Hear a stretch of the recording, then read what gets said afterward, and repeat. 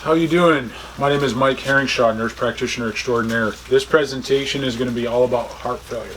So we're actually recording these videos for your viewing pleasure on site at my house in my outdoor kitchen. And funniest thing happened, a cold front came through and my camera guys are freezing their butts off right now. And I was getting a little cold. My nose is starting to drip very awkwardly. So just kind of bear with us. We're just doing this to help you guys out, okay? So heart failure, yes, we have patients with heart failure. Yes, you need to know this information. And yes, it's pretty easy to manage if you get the right people involved. All right, first thing is anatomy.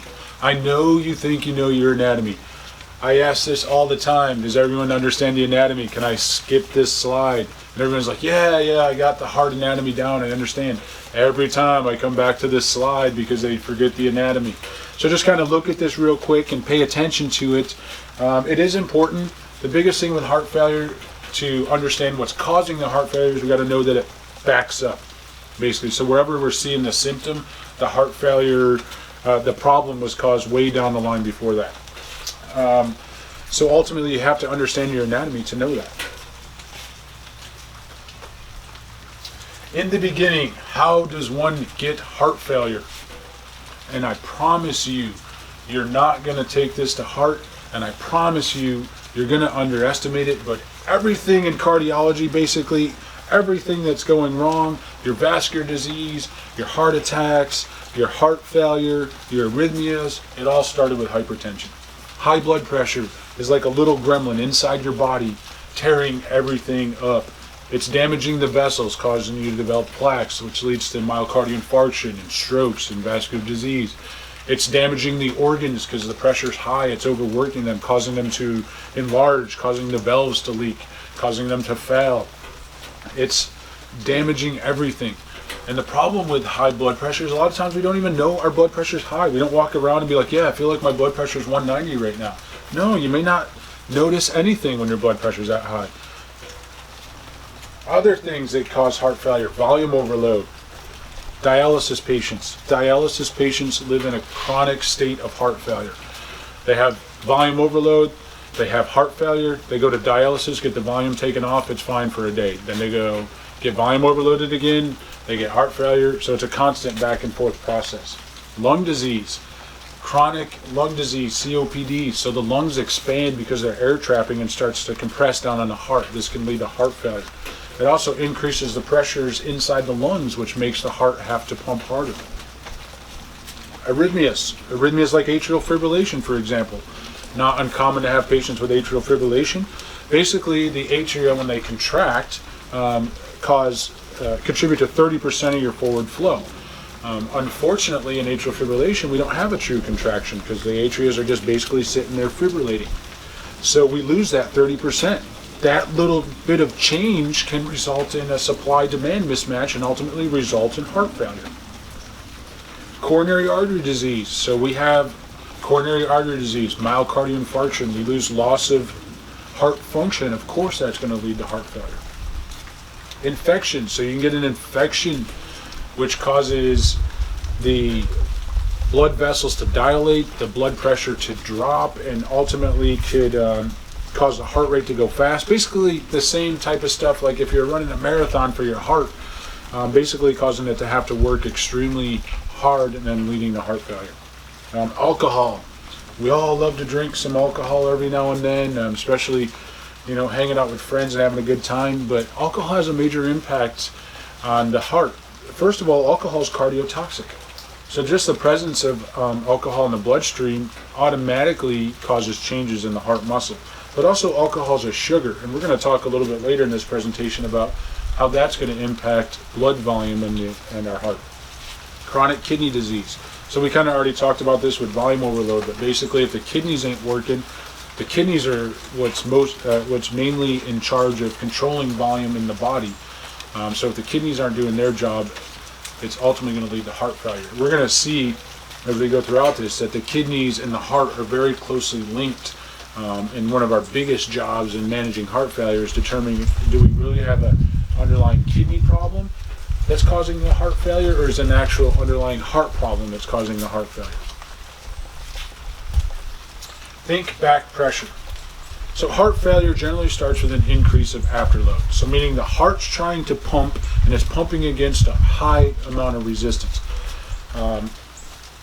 This causes chamber remodeling. So just imagine your heart's a muscle. It pumps 24/7. While you're sleeping, your heart's pumping. While you're working, your heart's pumping. If we increase the amount of pressure the heart has to pump against, it's equivalent to like if you wanted to build muscle in your body and you were lifting weights. Imagine if you lifted weights 24/7 all the time, how big your muscles potentially could get. So ultimately what happens with this increase in pressure is the muscle starts changing. We call it remodeling. A lot of times the muscle will get thick, resulting in an impaired ability to function and then leading to heart failure. Heart failure in and of itself also leads to other cardiac problems.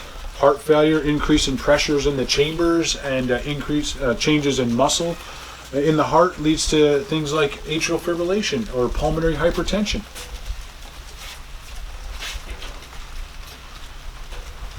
So the impact of alcohol on the heart. I always like to include this because it's something that we can relate to, that hits close to home. Sometimes we disconnect ourselves from our diagnoses on our patients, and this is something that kind of hits close to home.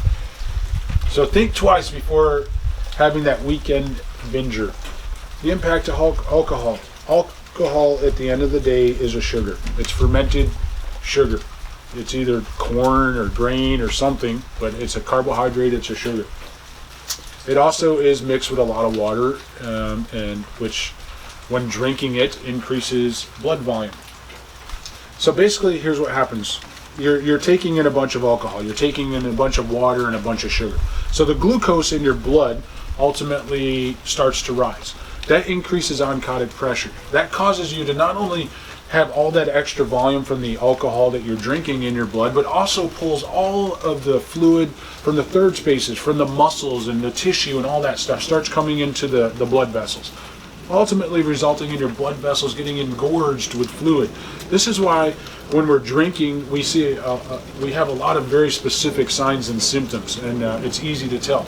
So one of the first things when you're drinking, a lot of people start to turn very red, especially easy to see in the Caucasian population. You're turning red and getting blotchy because your vessels are engorged with blood. So they're so engorged that the capillary blood flow is seen at the surface of the tissue. The next thing is, you ever play that game like, oh, you don't want to break the seal because you're going to be in the bathroom all night? There's a reason why you're urinating so much. You have all of this volume inside your blood vessels that has to get filtered out.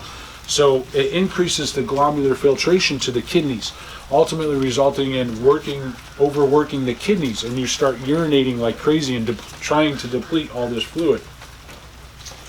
Ultimately,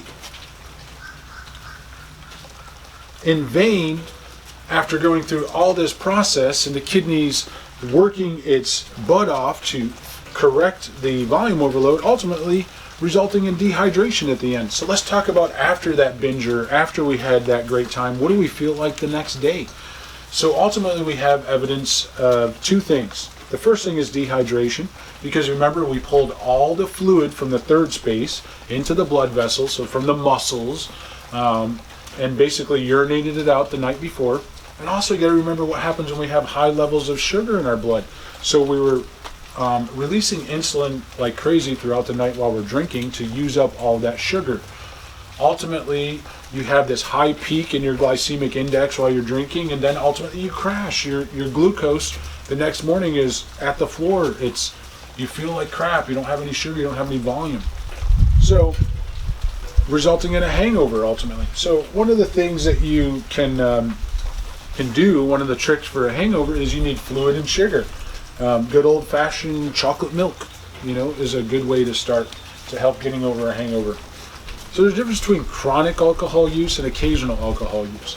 So occasional alcohol use, we go through all of that process, but it doesn't have a lasting impact. You stop drinking the alcohol and you recover, it's fine. Chronic alcohol use, where you're doing this to the heart and to the vessels every single day, will have an impact on the heart. Ultimately, that extra volume in the heart will start expanding the chambers and making them enlarge. That extra volume ultimately will lead to poor cardiac function and heart failure down the road. How about running a marathon in heart failure? I thought this is another thing that hits close to home. So when we run for long periods of time, and I think the study I read says you got about 2 hours worth of activity, and then after that you start going into right heart failure. So basically the demand that we put on our heart is excessive, obviously, when we're running. And when we try to do it endurance style racing, ultimately it has a major impact on our heart. The heart rate's going to go up while we're running. You would expect that. Normally, if you're in some level of, shape where you've ran a little bit, you want to keep your heart rate around the 120s and 130s while you're running, which is a lot faster than normal. The faster your heart beats, the less time it has to fill, and believe it or not, the less forward flow you get, so the less cardiac output overall. So you're not moving volume as much, so your heart's getting congested while you're running. And ultimately your cardiac workload is through the roof. So your output is going down, but your demand for oxygen is going up because all your muscles and your heart and everything is working hard and requiring more oxygen. So the end is imminent. So ultimately your right ventricle, which is your right side of your heart, which is the weaker side of the heart, ultimately will start to fail. When you get in right heart failure, it reduces your volume to the heart, reduces your cardiac output even more, and a lot of times can lead to death. We've heard all those stories about people crossing the finish line and dying, having sudden death arrhythmias. It's because of the workload that we put on the heart, because we're just asking too much from the heart. So what's going on in heart failure? So what's going on behind the scenes? Because, we know the patient's getting volume overloaded. We see the edema on the outside. We know they get short of breath. We got that. But what's happening inside the body? So ultimately, when you go into heart failure, you increase the workload in your heart. You increase the pressure inside the chambers, or you increase the volume. Your body releases aldosterone. Aldosterone ultimately has a lot of negative effects, ultimately, as far as the management of heart failure. But if you think about it, your heart is expanding and filling with fluid, so your body's naturally trying to protect your heart. So it releases aldosterone, it kind of stiffens up the muscles, for lack of a better term, and it ultimately results in reducing its ability to function. Other things it does, it causes vessel constriction and to try to improve pressure, which a lot of times we don't need in heart failure. So ultimately aldosterone comes on the scene and it doesn't do us much good. The good thing is we have brain natriuretic peptides also come in, and they kind of are basically the opposite of aldosterone. It's trying to combat the effects of aldosterone to maintain homeostasis, or balance. So brain natriuretic peptides come on to help compensate for that. And one of the measurements that we use, let me go to the next slide. One of the measurements we use to determine the level of heart failure is measuring brain natriuretic peptides. The higher the brain natriuretic peptides, the more brain natriuretic peptides that are present, we know the worse the heart failure is, because remember, the brain natriuretic peptides are coming in to try to help because of everything else that's going on with heart failure. So the levels start going up. So basically, what does the BNP, the brain natriuretic peptides, do? So it balances vasodilation. So the veins, the arteries, and the coronary arteries dilates all those vessels, reducing pressure, ultimately reducing workload on the heart. It reduces aldosterone, and we talked about aldosterone. Aldosterone's good when we're dying in an acute scenario to save our life, but it's bad in chronic heart failure scenarios. It reduces endothelin, it reduces norepinephrine. Both of those are going to increase the workload on the heart by constricting the vessels. It increases diuresis, so we need to improve diuresis and to get rid of as much volume as possible in heart failure. It increases natriuresis, basically getting rid of sodium, and it increases GFR, so it increases flow to the kidneys so we can filter it out and get rid of the fluid.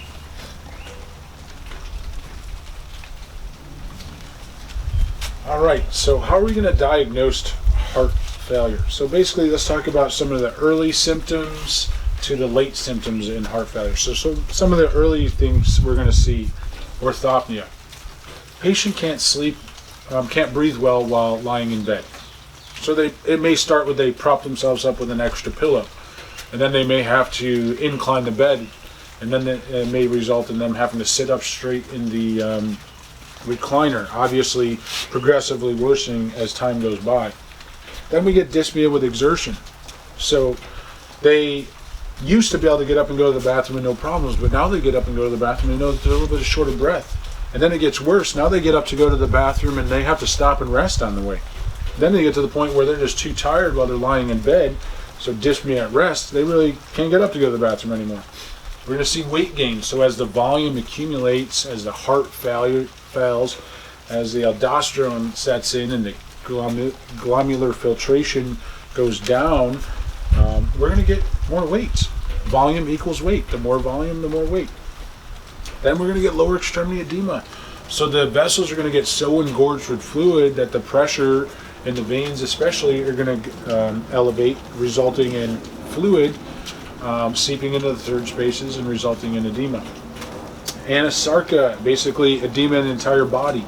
So it is, I've seen it several times. A patient fills up completely with fluid. They got edema in their arms, in their abdomen, in their legs. It's called anasarca.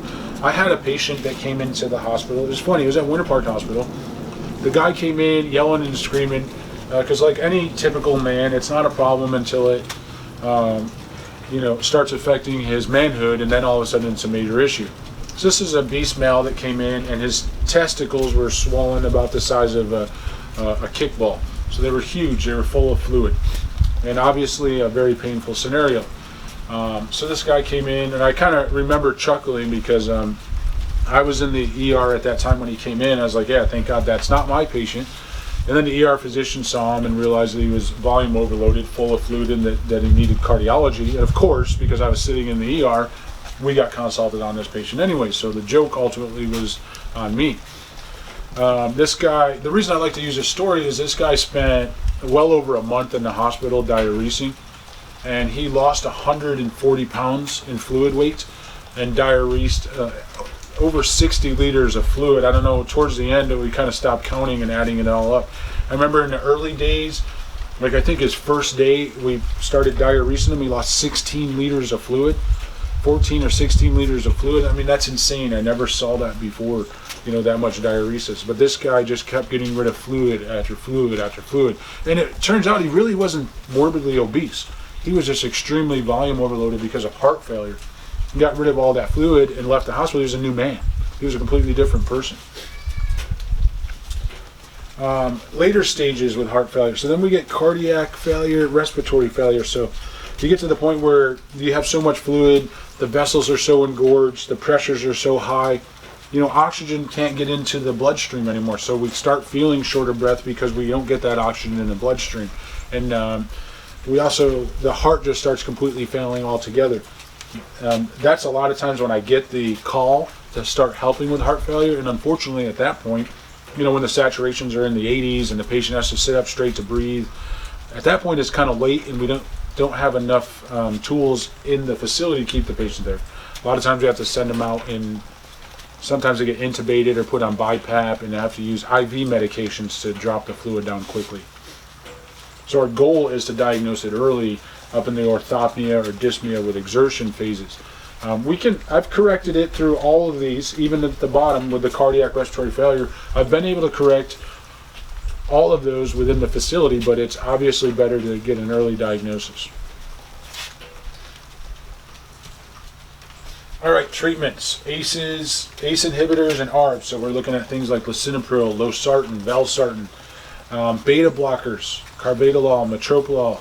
It's going to slow down the heart rate, beta blockers. So slow down the heart rate, allow the heart to maximize its contractility, its filling time, and take the workload off the heart. Loop diuretics for volume overload, so Lasix and Bumex. Aldosterone inhibitors. Remember we said aldosterone is no good. So we're going to block aldosterone with spironolactone or Clarinone. BNP agonists. So these are brand new medications. They work great. As a matter of fact, Entresto in its study did so well that they took the placebo group, which that's the group that wasn't getting Entresto for the study, and determined it medically unethical to not give them the medication and put the placebo group on Entresto to finish the study. In my book, when that happens, obviously that's a good medication. So Entresto, which is basically a BNP agonist, so it actually increases the amount of BNP, brain natriuretic peptide, ultimately combating the aldosterone and improving heart failure. So I'd just like to notice one thing. Notice everything to manage heart failure is all about medications.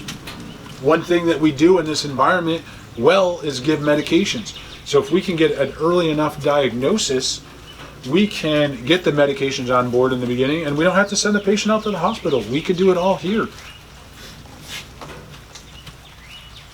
So prevention. So I have ample opportunity to see patients with severe heart failure. A lot of times I get phone calls directly from primary or from family, and I get to come in and put the patients on medications, the right medications. I change the medical therapy all around, and I get to look like a superhero. And really, it's all I did is just have a good understanding of what the right medications are and put the patients on the right medications at the right time. Prevention is all about medications. Heart failure prevention is about medications. I'm saying this multiple times so you understand that medications are important. Also, things that can help, fluid restriction. I don't do that, I don't put the order in a lot in this environment, but I do talk to the patient about fluid restriction. Also, sodium restriction, which across the board for our patients in most cases should be on sodium restriction already. Any questions or concerns? Feel free to give me a call or give me a text if you have any questions. Thank you.